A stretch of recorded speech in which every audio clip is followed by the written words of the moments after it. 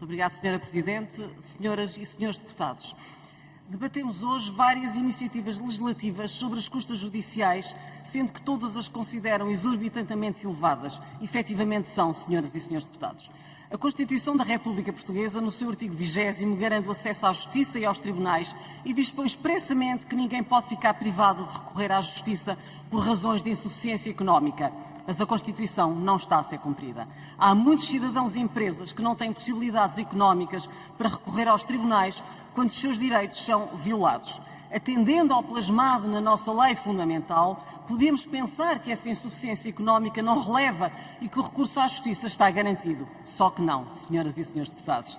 Desde logo, porque a par de custas processuais elevadíssimas, temos também um mais que deficiente sistema de acesso ao direito e aos tribunais, que coarta a possibilidade de abranger qualquer cidadão que ultrapasse o limiar da indigência.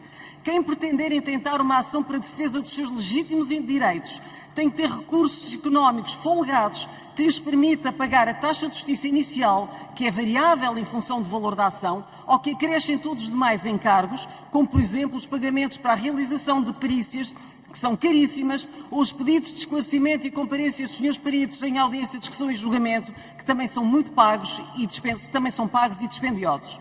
Basta ver, por exemplo, a nota de pagamento de encargos de uma perícia médico-legal ao Instituto Nacional de Medicina Legal ou uma perícia informática ao Laboratório de Polícia Científica da Polícia Judiciária. E no final do processo pode ter ainda que pagar remanescente na parte do decaimento da ação, se for o caso. Quanto mais elevado for o valor da ação, mais elevadas são as custas, sem qualquer limite ou ponderação, numa lógica cega e discricionária. E quem é demandado e não for abastado passa a uma autêntica tormenta, porque se não for praticamente indigente e o seu agregado familiar também, não lhe é concedido apoio judiciário, apesar de não poder deixar de contestar a ação sob pena de ser logo condenado no pedido. O valor das custas processuais consubstancia uma autêntica denegação de justiça e cria um fosso entre quem tem e quem não tem possibilidades económicas, o que não se pode tolerar. Trata-se de permitir o acesso aos alicerces do Estado de Direito Democrático, a realização da justiça e a paz social.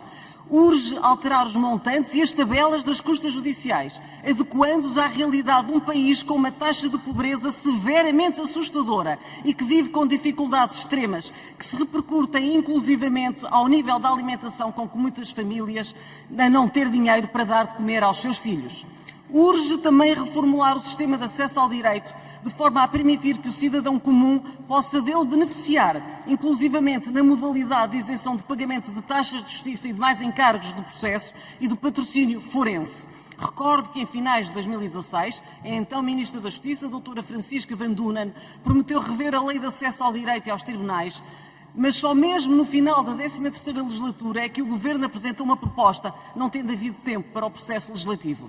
A proposta era tão má e recebeu tantas críticas dos profissionais do foro que não viu mais a luz do dia. Não obstante, a então Sra. Ministra da Justiça reconhecer a necessidade de alterar o valor das custas judiciais e de prometer fazê-lo, bem como de rever o sistema de acesso ao direito. Até hoje, nada. Recordo que, em sede do último Orçamento de Estado, o PSD apresentou as propostas 624-C e 631-C, respectivamente para a redução das custas e para a revisão do acesso ao direito, propostas que foram chumbadas pelo Partido Socialista. Este histórico, senhoras e senhores deputados, não augura nada de bom relativamente às intenções do Governo para resolver a entropia grave que afeta milhares de cidadãos e empresas.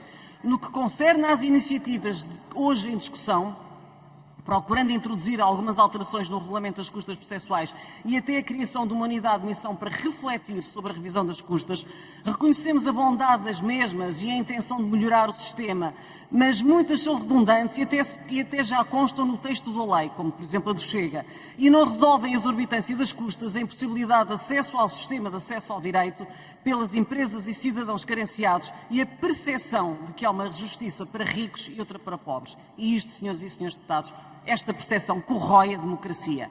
A revisão global do regulamento das custas e do sistema de acesso ao direito é urgente e a Sra. Ministra da Justiça já disse em recente audição regimental que não ia baixar as custas. De resto, sob custas, o que consta no programa do Governo é que serão devolvidas aos cidadãos que desistirem dos processos pendentes em tribunal, como forma de combater a morosidade e os atrasos dos tribunais. Maior desfaçatez e imobilismo é difícil de imaginar. Muito obrigado.